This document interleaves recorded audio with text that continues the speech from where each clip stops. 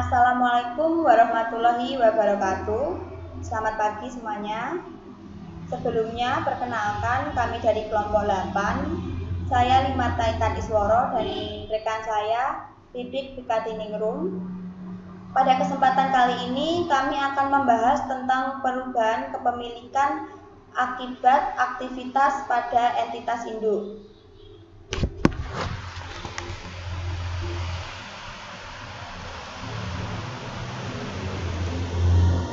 Perubahan kepemilikan ini bisa terjadi karena membeli kepemilikan saham dan menjual sebagian kepemilikan kepada pihak lain.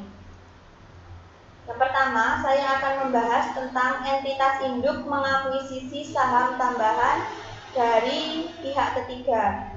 Menurut PSAK nomor 65 tahun 2014, perubahan dalam bagian kepemilikan induk pada entitas anak yang tidak mengakibatkan hilangnya pengendalian entitas induk pada entitas anak adalah transaksi ekuitas. Di sini yang dimaksud transaksi ekuitas adalah transaksi dengan kepemilikan dalam kapasitasnya sebagai pemilik. Kita langsung ke contoh soal. Contoh soalnya bisa dibuka pada buku Dwi Martani Akuntansi Keuangan Lanjutan 1 halaman 286 sampai 287. Sama seperti yang ada pada slide ini, bisa kita pahami terlebih dahulu.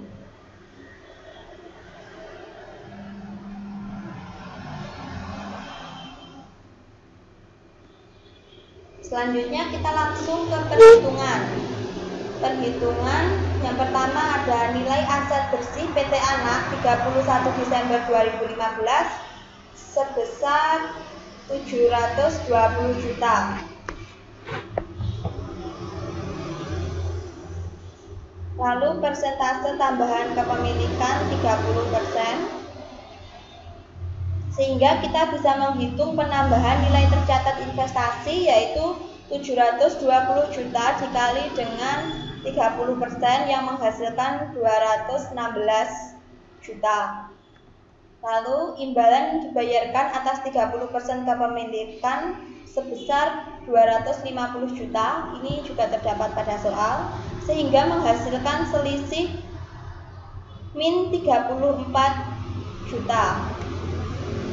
Selisih min 34 juta ini tidak boleh diakui sebagai kerugian pada laba rugi, tetapi pada ekuitas karena merupakan transaksi ekuitas.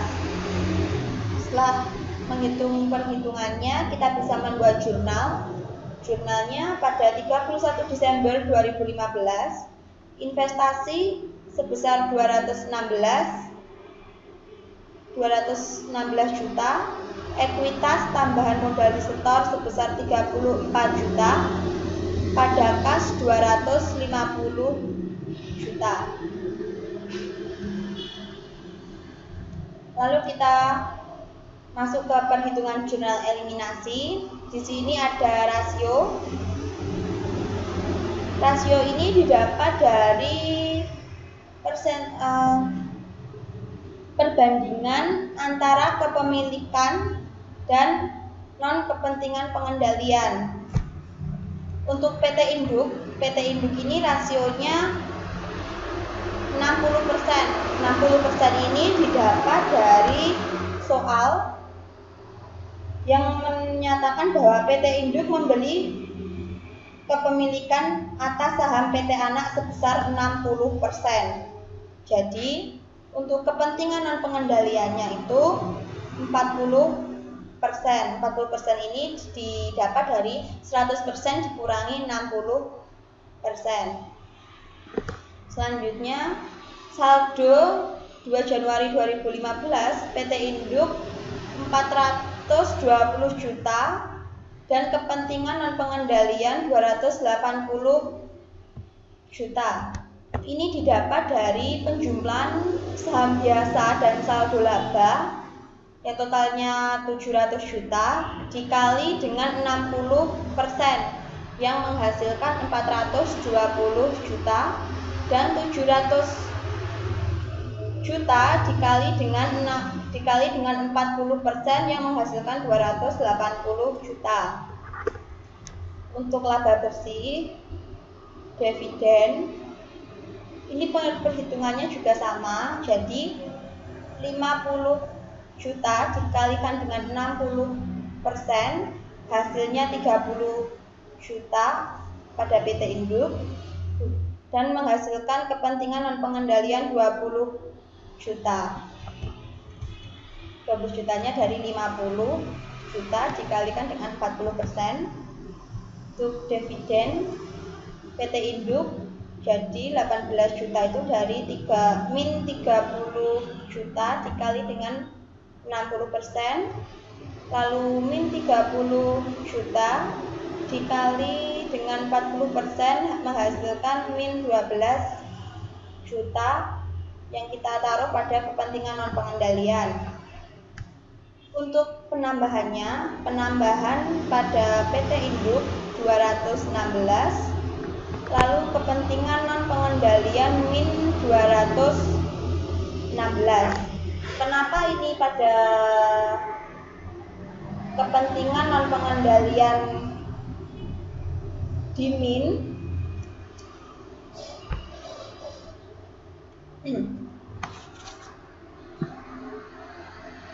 Karena agar jumlah pada baris tersebut bisa dinolkan, maka kepentingan non pengendalian dikurangkan sebesar 216 juta.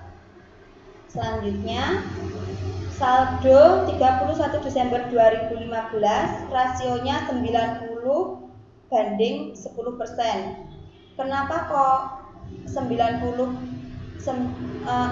menjadi 90? Karena tadi ada penambahan sebesar 30% pada PT Induk, sehingga 90 banding 10.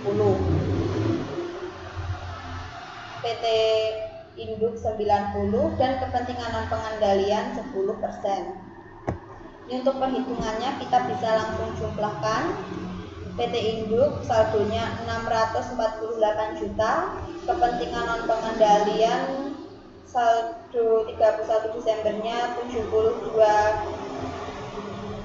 juta, saham biasa 500 juta, saldo laba 220 juta. Untuk kepentingan non pengendalian ini untuk kepentingan non pengendalian 72 juta ini didapat dari 10% dikali 720 juta. Selanjutnya kita membuat jurnal eliminasi, yaitu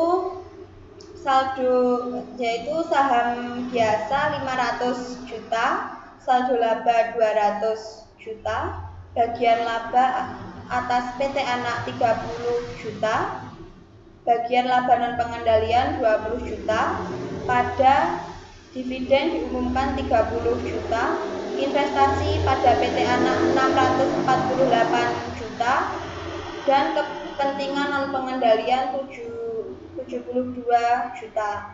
Jadi untuk nominal pada jurnal eliminasi ini semua nominalnya berasal dari perhitungan jurnal eliminasi.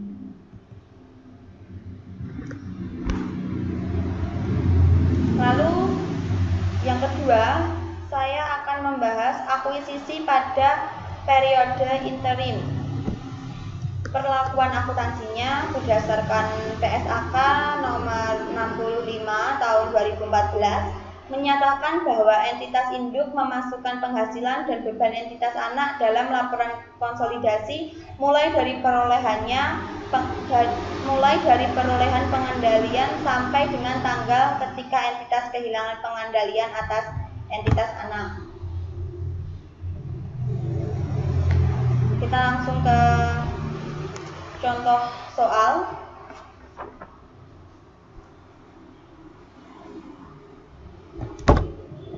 Contoh soalnya bisa kita pahami pada saat ini. Ini 1 Januari sampai 31 Maret ini sebelum akuisisi, dan 1 April sampai 31 Desember ini sesudah akuisisi.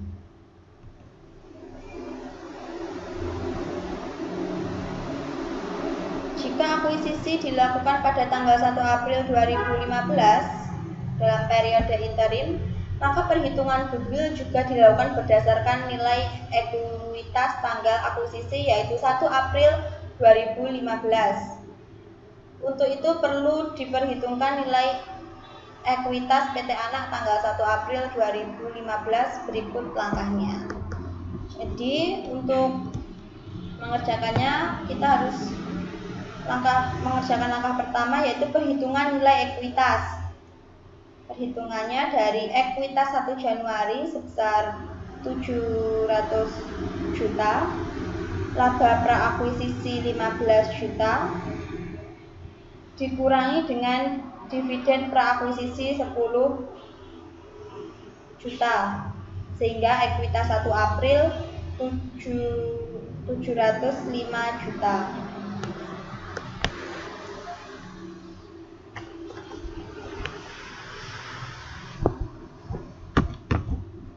Langkah kedua yaitu perhitungan goodwill. Yang pertama, biaya perolehan ditambah nilai wajar non pengendalian sebesar 750 juta dijumlah dengan nilai tercatat saat akuisisi 705 juta.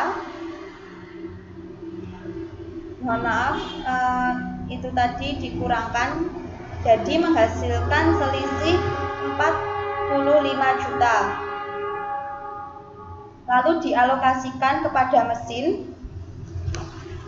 Ini dialokasikan kepada mesin sebesar 10 juta karena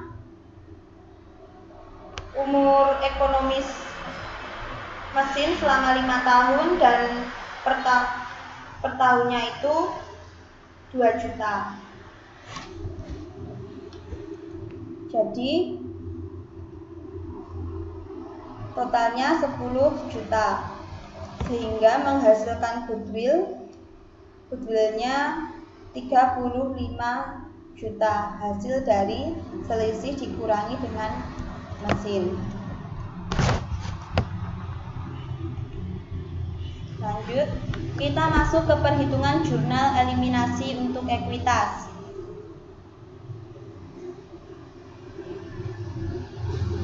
Seperti ini tampilannya.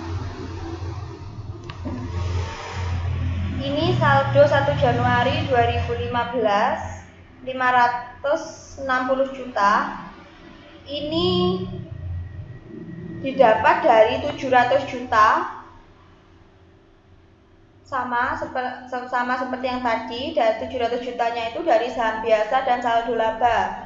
Jadi 700 juta dikali dengan 80% dan kepentingan non pengendalian yaitu 140 juta ini didapat dari 700 juta dikali dengan 20%. Selanjutnya pendapatan pra-akuisisi untuk PT Induk 28 juta, kepentingan non pengendali 7 juta, sehingga menghasilkan saldo laba 35 juta. Beban pra-akuisisi min 16 juta, kepentingan non pengendalian min 4 juta, sehingga menghasilkan saldo laba min 20 juta. Dividen pra-akuisisi PT Induk min 8 juta, kepentingan non pengendalian min 2 juta, sehingga menghasilkan saldo laba min 10 juta. Lalu saldo 1 April 2015 2015 564 juta, kepentingan non pengendali 141 juta, saham biasa 500 juta, dan kepentingan dan saldo laba pada 1 April 2015 sebesar 205 juta. Saldo 1 April 2015 ini didapat dari penjumlahan mulai dari saldo 1 Januari 2015 sampai dividen prakuisisi. Itu dijumlahkan semua lalu menghasilkan saldo 1 April 2015. Selanjutnya, laba bersih pasca akuisisi 28 juta pada PT Induk dan 7 juta pada kepentingan non pengendali, sehingga menghasilkan saldo laba 35 juta. Dividen pasca akuisisi PT Induk min 16 juta dan kepentingan non pengendalian min 4 juta, sehingga menghasilkan saldo laba min 20. Untuk saldo 31 Desember 2015 ini caranya. Saldo 1 April 2015 dijumlahkan dengan laba bersih pasca akuisisi dan dividen pasca akuisisi. Kurang lebihnya seperti itu. Lalu kita masuk ke perhitungan jurnal eliminasi untuk goodwill serta aset dan liabilitas. Seperti ini kolomnya. Lalu di sini ada saldo 1 April 2015 PT Induk sebesar 36 juta, kepentingan non pengendalian 9 juta. Ini didapat dari selisih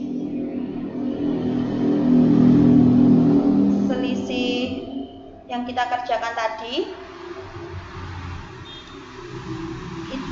dikali dengan, untuk yang PT Induk selisih yang kita dapatkan tadi dikalikan 80% sehingga menghasilkan nominal 36 juta pada PT Induk, dan selisih dikalikan dengan 20% sehingga menghasilkan saldo kepentingan non pengendali 9 juta.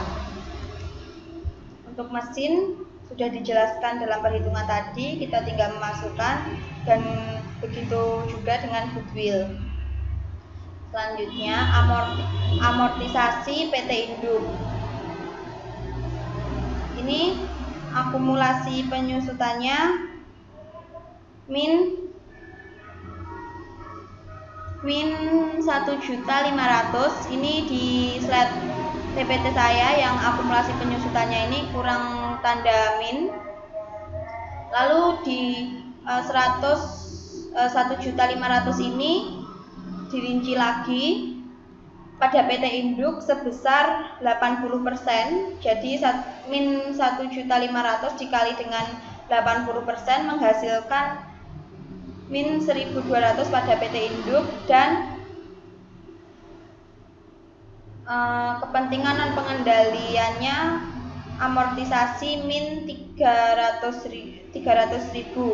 Ini didapat dari 1.500, min 1.500 dikali dengan 20%. Untuk saldo 31 Desember 2015-nya ini merupakan pengurangan dari saldo 1 April dengan amortisasi. Demikian juga dengan kepentingan non pengendalian juga dikurangkan. Lalu mesin 10 juta, akumulasi penyusutan min 1.500.000 dan goodwill 35 juta.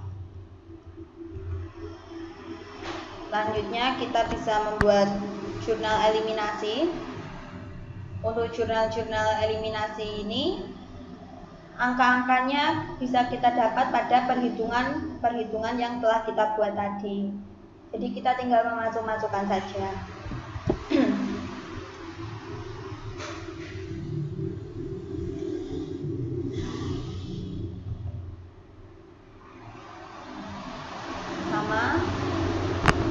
Jadi untuk jurnal eliminasinya ini dibagi untuk prakuisisi, pendapatan, pada beban, dividen diumumkan, dan saldo laba. Untuk pasca akuisisi ada saham biasa, saldo laba, bagian laba atas PT anak, bagian laba non pengendalian, pada dividen diumumkan, investasi pada PT anak, kepentingan non pengendalian. Lalu untuk goodwill serta aset liabilitas teridentifikasi itu jurnal eliminasinya ada mesin, goodwill pada akumulasi penyusutan, investasi pada PT anak, kepentingan non pengendalian.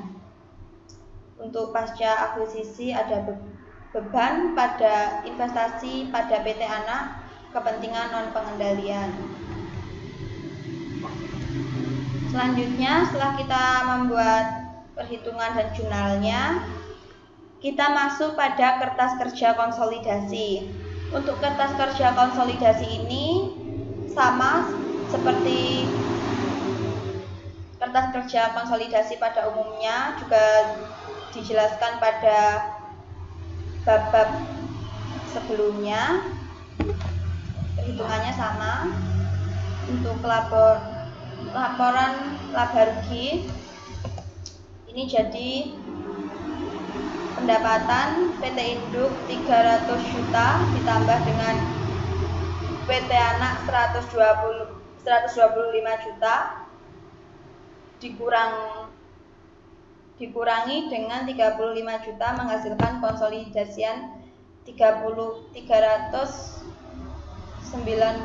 juta. Untuk beban perhitungannya juga sama. Bagian laba atas PT Anak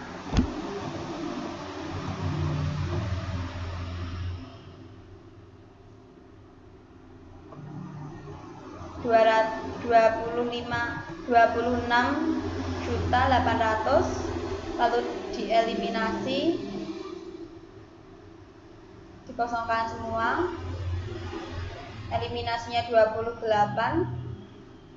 debit dan kredit 100 dan kreditnya 1.200 juta sehingga konsolidasiannya 0. Untuk laba bersihnya ini total keseluruhan dari pendapatan sampai bagian laba atas PT Anak.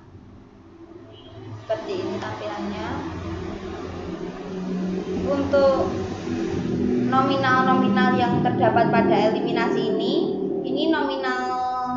nominalnya semua terdapat pada jurnal eliminasi yang telah kita buat tadi. Jadi kita tinggal memasukkannya saja. Seperti itu.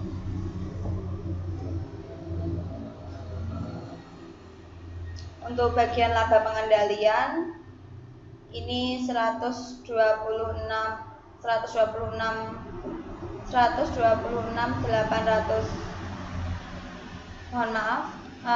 bagian laba pengendalian 126.800 ini dari penjumlahan laba bersih dan bagian laba non pengendalian. Lanjut ke laporan perubahan saldo laba. Bisa kita lihat di sini. Masih sama, jadi yang PT Induk dengan PT Anak itu ditambahkan, lalu dikurangkan dengan jurnal eliminasinya. Untuk laporan perubahan saldo laba, saldo 31 Desember ini didapat dari penjumlahan saldo 1 Januari sampai dividen, menghasilkan saldo 31 Desember PT Induk 576.800.000,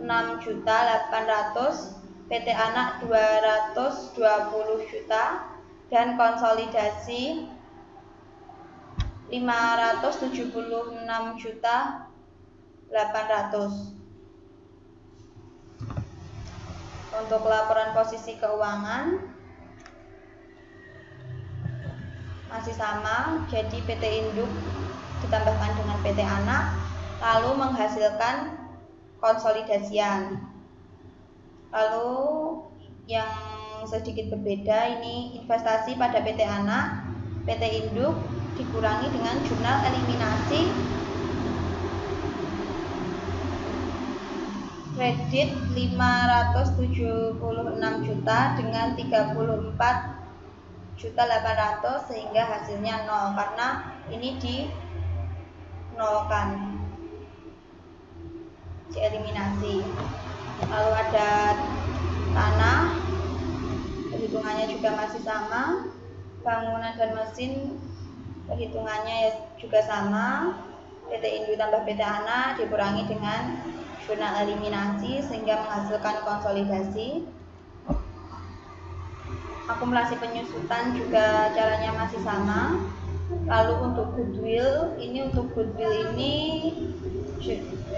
debit 35, ini juga kita dapat dari perhitungan tadi, sehingga laporan posisi keuangan jumlah asetnya 1.767.200.000 dan PT Anak jumlah aset 780 juta dan konsolidasiannya 1.979.900.000. Lalu ada utang usaha, utang bank, ini perhitungannya juga masih sama, PT Induk ditambah PT Anak menghasilkan konsolidasi. Lalu saham biasanya ini perhitungannya juga sama, dikurangkan dengan eliminasi. Saldo laba juga sama, PT Induk ditambah dengan PT Anak. Untuk kepentingan pengendalian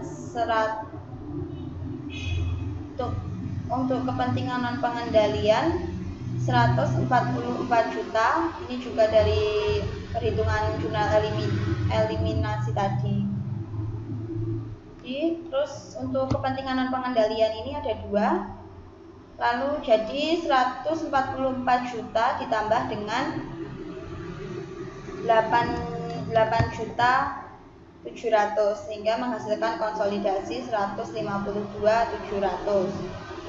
Jadi jumlah liabilitas dan ekuitasnya untuk PT Induk 1.767.200.000, PT Anak 780 juta. Untuk total jurnal eliminasinya ini sudah balance. Lalu konsolidasiannya 1.979.900.000. Selanjutnya kita masuk pada isu konsolidasi lainnya, akan dijelaskan oleh rekan saya Titik Putariningrum.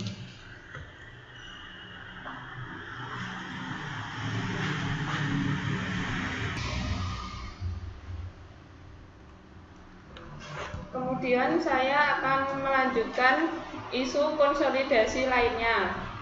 Yang pertama, saham preferen entitas anak itu terdapat pada PSAK 65 tahun 2014, dividen saham entitas anak, kemudian pajak penghasilan pada laporan keuangan konsolidasi itu terdapat pada PSAK 46 tahun 2013 dan PSAK 65 tahun 2014.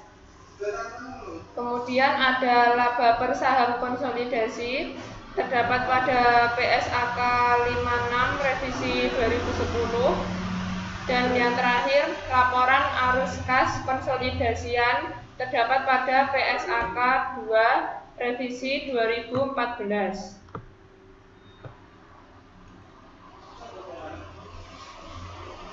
Selanjutnya ada perubahan dalam bagian kepemilikan entitas induk yang menyebabkan perolehan pengendalian. Yang pertama ada penambahan kepemilikan dari tanpa pengaruh menjadi pengendalian. Untuk perlakuan akuntansinya terdapat pada PSAK 22 revisi 2010 yang berbunyi, jika dalam suatu kombinasi bisnis yang dilakukan secara bertahap, pihak mengakuisisi mengukur kembali kepentingan ekuitas yang dimiliki sebelumnya pada pihak yang diakuisisi pada nilai wajar tanggal akuisisi dan mengakui keuntungan atau kerugian yang dihasilkan jika ada laporan laba rugi. Kemudian ketika terjadi akuisisi bertahap dengan perolehan pengendalian, maka goodwill yang timbul dihitung ulang pada tanggal akuisisi terakhir, yaitu dengan cara nilai wajar imbalan yang dialihkan dijumlah dengan jumlah setiap kepentingan non pengendali dijumlah dengan nilai wajar kepentingan ekuitas sebelumnya. Kemudian hasilnya dikurangi dengan aset bersih teridentifikasi pada tanggal akuisisi dan menghasilkan goodwill. Langsung ke contoh soalnya. Ini contoh soalnya ada di buku Dwi Martani halaman 309.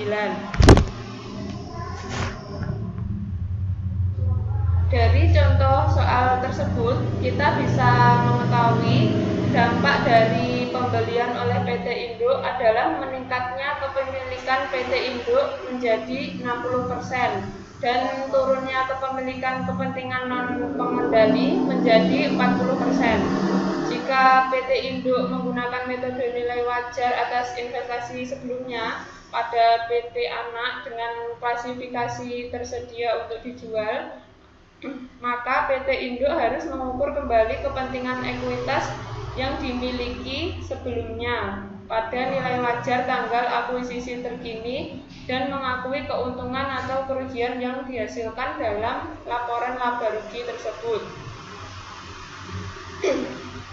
Kemudian untuk perhitungannya, nilai wajar investasi sebelumnya per tanggal 31 Desember 2015 diketahui di soal sebesar 150 juta dijumlah dengan nilai tercatat investasi sebelumnya per tanggal 31 Desember 2015 di soal sebesar 146 juta dan menghasilkan selisih nilai wajar sebesar 4 juta.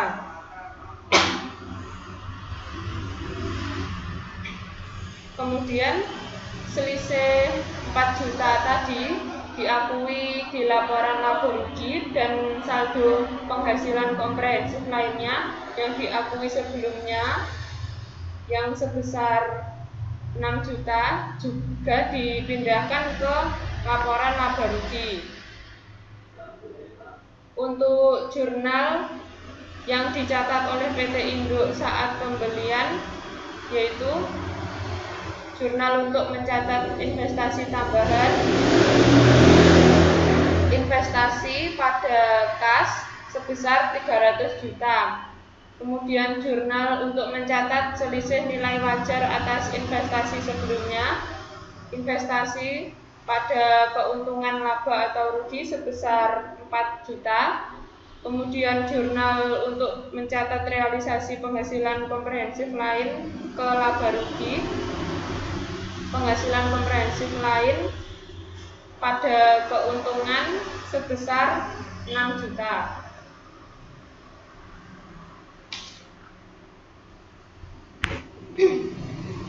Selanjutnya pada tanggal akuisisi tambahan memungkinkan timbulnya goodwill, sehingga harus dihitung dengan cara sebagai berikut. Nilai wajar imbalan yang dialihkan 40% sebesar 300 juta, itu sudah ada di soal. Kemudian ditambah dengan jumlah setiap kepentingan non pengendali 40% sebesar 300 juta, itu juga sudah ada di soal. Ditambah dengan nilai wajar kepentingan ekuitas sebelumnya 20% sebesar 150 juta, itu juga sudah ada di soal. Kemudian jumlahnya sebesar 750 juta, dikurangi dengan aset bersih teridentifikasi pada tanggal akuisisi 100% sebesar 720 juta, itu diperoleh dari ekuitas tanggal akuisisi sebesar 700 juta ditambah laba sebesar 50 juta dan dikurangi dividen sebesar 30 juta, kemudian menghasilkan 720 juta. Untuk mencari goodwill, 750 juta dikurangi dengan 720 juta menghasilkan 300 juta.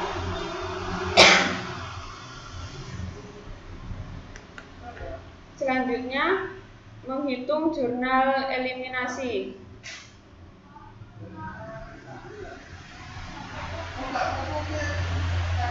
Yang pertama, investasi awal 20% sebesar 140 juta, itu sudah ada di soal.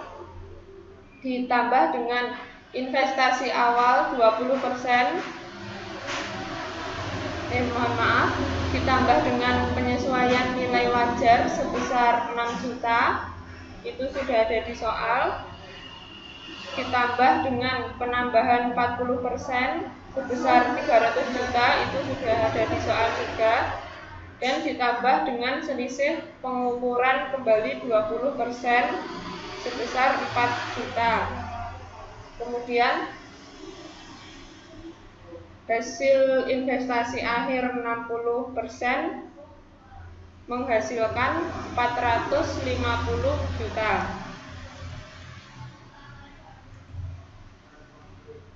Kemudian ada jurnal eliminasinya, yaitu saham biasa sebesar 500 juta di debit, saldo laba sebesar 220 juta di debit, goodwill sebesar 30 juta di debit, investasi pada PT anak sebesar 450 juta di kredit, kepentingan non pengendali sebesar 300 juta di kredit, dan itu adalah jurnal untuk mengeliminasi ekuitas dan investasi pada PT anak. Selanjutnya, penambahan kepemilikan dari pengaruh signifikan menjadi pengendalian.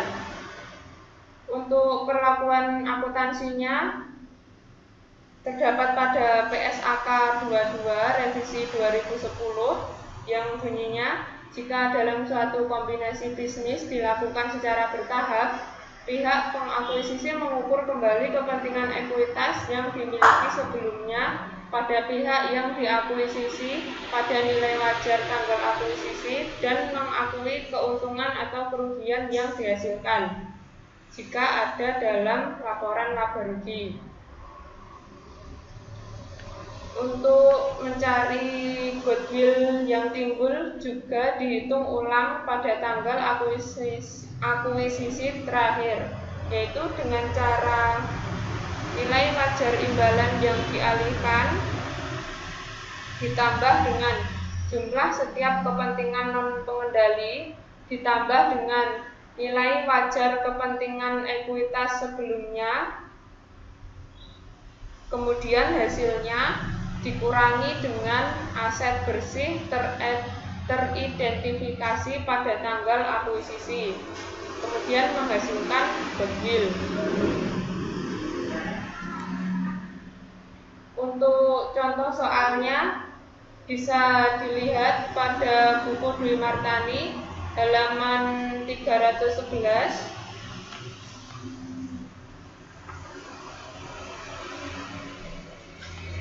Dari contoh soal tersebut, kita bisa mengetahui dampak dari pembelian oleh PT Induk adalah meningkatnya kepemilikan PT Induk menjadi 60% dan turunnya kepemilikan kepentingan non-pengendali menjadi 40%. Jika PT Induk menggunakan metode nilai wajar atas investasi sebelumnya pada PT Anak, maka PT Induk harus menghitung nilai tercatat investasi tersebut pada tanggal akuisisi tambahan dan mengukur kembali pada nilai wajar tanggal akuisisi terkini dan mengakui keuntungan atau kerugian yang dihasilkan dalam laporan laba rugi.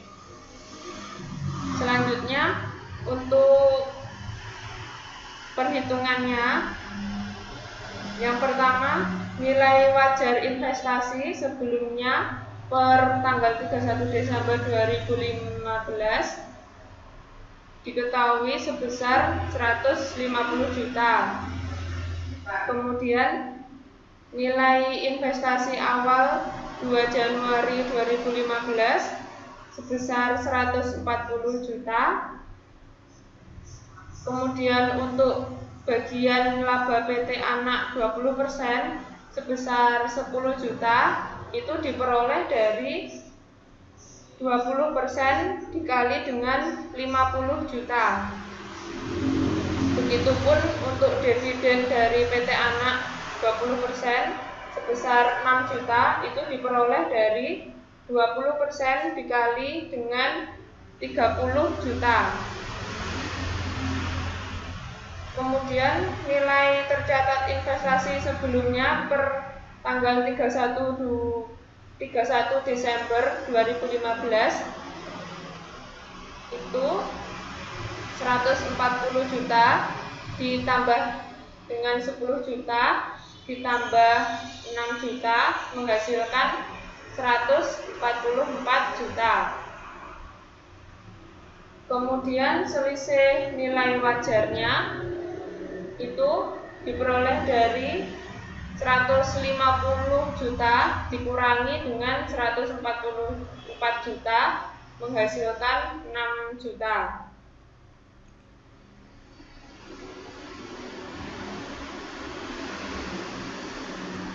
Dari selisih yang kita ketahui itu tadi sebesar 6 juta diakui di laporan laba rugi. Kemudian untuk jurnal yang dicatat oleh PT Induk saat pembelian yaitu pada tanggal 31 Desember 2015 investasi pada kas sebesar 300 juta.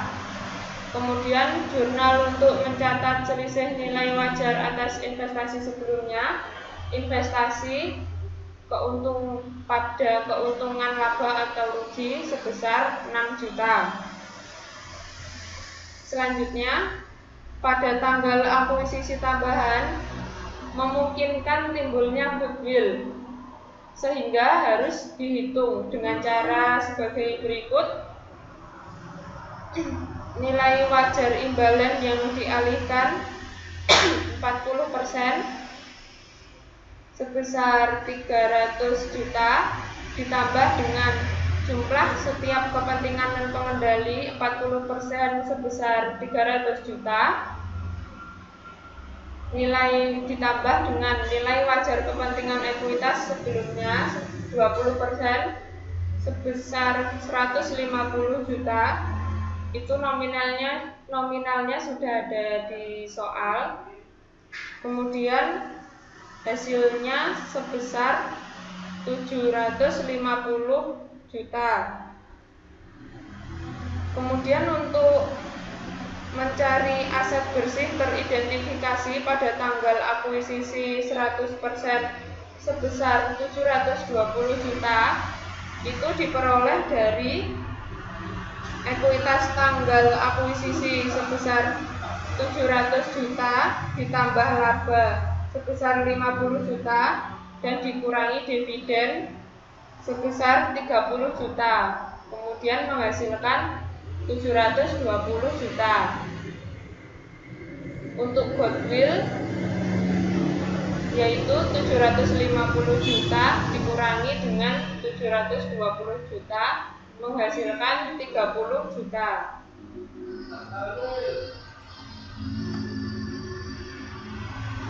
Selanjutnya ada jurnal eliminasi. Untuk membuat jurnal eliminasi ini, maka sebaiknya kita terlebih dahulu menghitung saldo investasi pada tanggal laporan keuangan konsolidasi per 31 Desember 2015 dengan cara sebagai berikut. Investasi awal 20% sebesar 140 juta itu diperoleh dari soal, kemudian ditambah dengan bagian laba PT Anak 20% sebesar 10 juta, itu juga ada di soal, ditambah dengan dividen dari PT Anak 20% sebesar 6 juta, ditambah dengan penambahan 40% sebesar 300 juta, ditambah dengan selisih pengukuran kembali 20% sebesar 6 juta. Kemudian hasilnya investasi akhir 60% sebesar 450 juta. Nilai akhir kepentingan dan pengendali adalah nilai pada tanggal laporan keuangan karena akuisisi tambahan terjadi pada 31 Desember 2015. Maka nilainya sama dengan nilai wajar pada tanggal akuisisi tambahan, yaitu sebesar 300 juta itu tadi.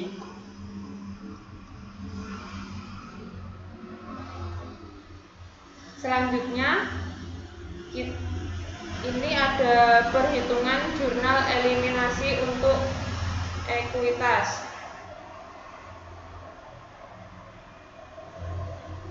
Yang pertama, saldo 2 Januari 2015 PT Induk diketahui 140 juta. Kemudian laba bersihnya diketahui 10 juta dan dividennya sebesar 6 juta, itu diperoleh dari 30 juta dikali dengan rasio 20%. Untuk penambahan PT Induk sebesar 288 itu diperoleh dari 40% dikali dengan 720 juta.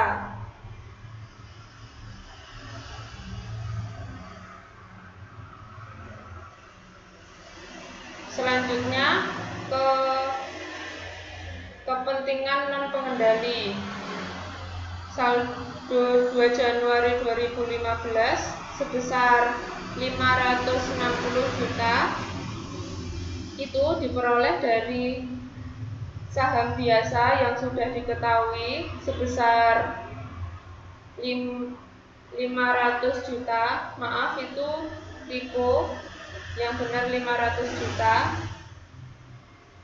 ditambah dengan saldo laba yang sudah diketahui sebesar 200 juta dikali dengan 80%, sehingga menghasilkan kepentingan non pengendali sebesar 560 juta.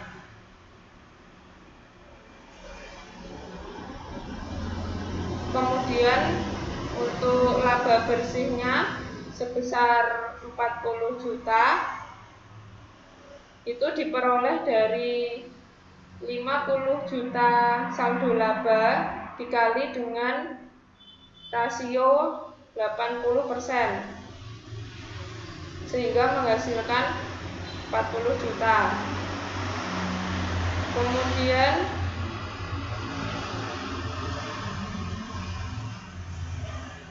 dividennya sebesar 24 juta itu diperoleh dari 30 juta dikali dengan 20%.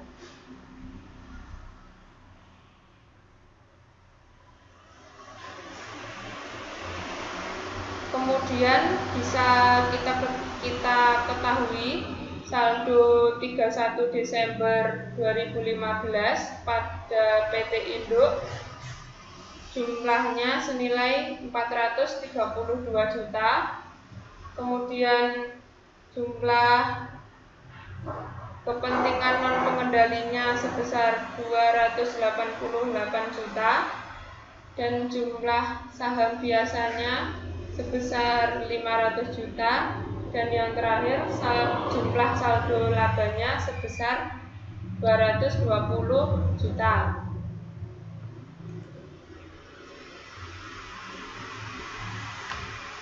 Selanjutnya ada jurnal eliminasi yang diperlukan, yaitu saham biasa sebesar 500 juta di debit, kemudian saldo laba sebesar 200 juta di debit, bagian laba atas PT Anak sebesar 10 juta di debit, bagian laba non pengendali sebesar 40 juta di debit, dan dividen diumumkan sebesar 30 juta di kredit.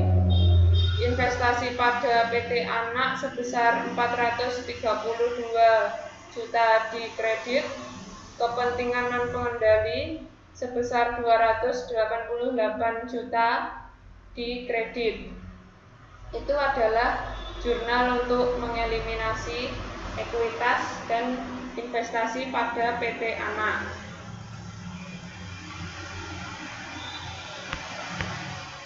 Selanjutnya ada tabel perhitungan jurnal eliminasi untuk goodwill.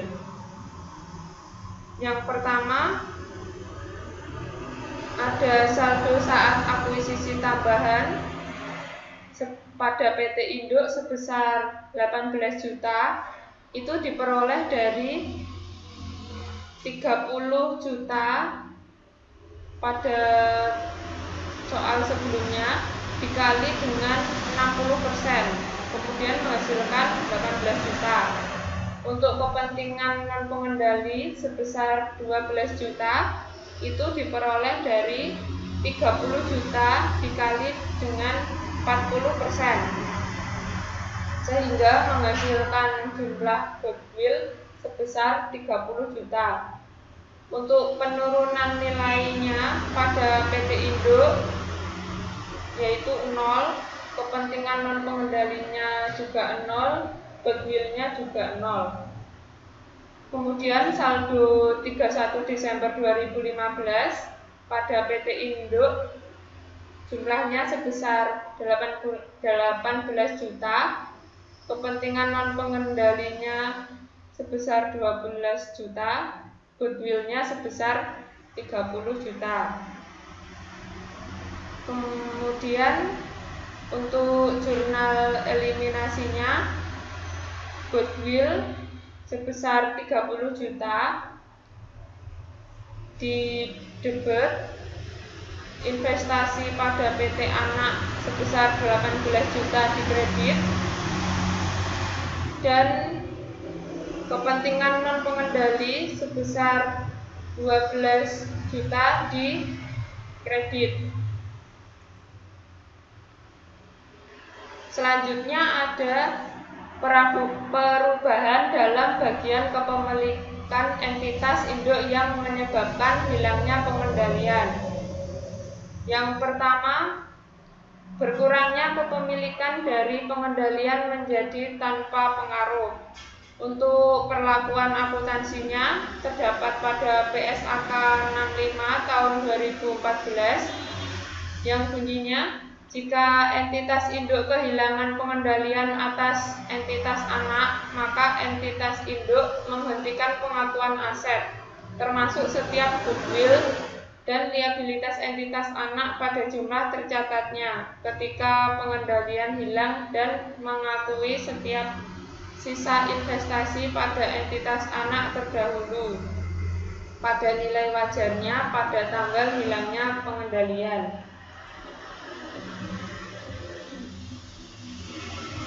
Selanjutnya, untuk keuntungan atau kerugian tersebut terdiri dari dua bagian, yaitu yang pertama dengan cara nilai wajar imbalan yang dialihkan dikurangi dengan nilai tercatat investasi yang dilepas. Kemudian hasilnya keuntungan atau kerugian atas pelepasan. Cara yang kedua, nilai wajar investasi yang tersisa dikurangi dengan nilai tercatat investasi yang tersisa, menghasilkan keuntungan atau kerugian atas pengukuran kembali. Selanjutnya, untuk mencari keuntungan atau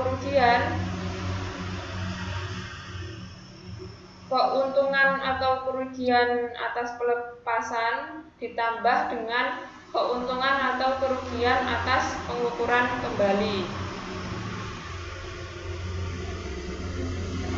Ini adalah contoh soalnya, bisa dilihat di buku Dwi Martani halaman 315.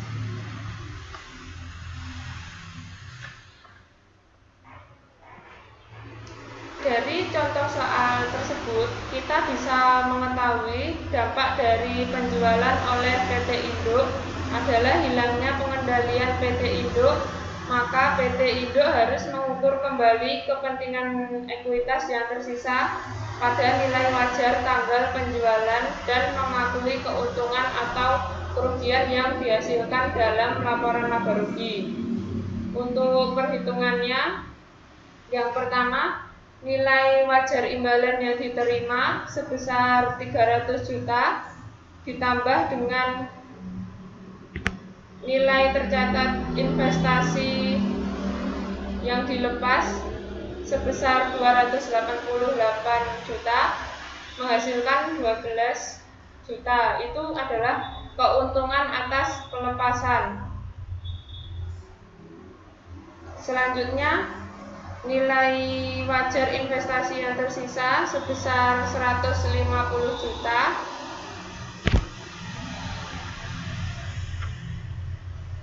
ditambah dengan nilai tercatat investasi yang tersisa sebesar 144 juta.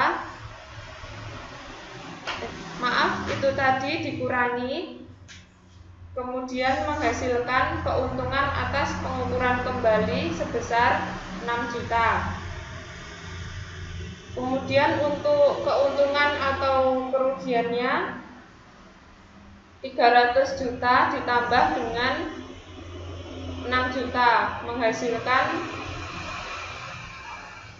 18 juta. Untuk keuntungan atau kerugiannya 12 juta ditambah dengan 6 juta dan hasilnya 18 juta.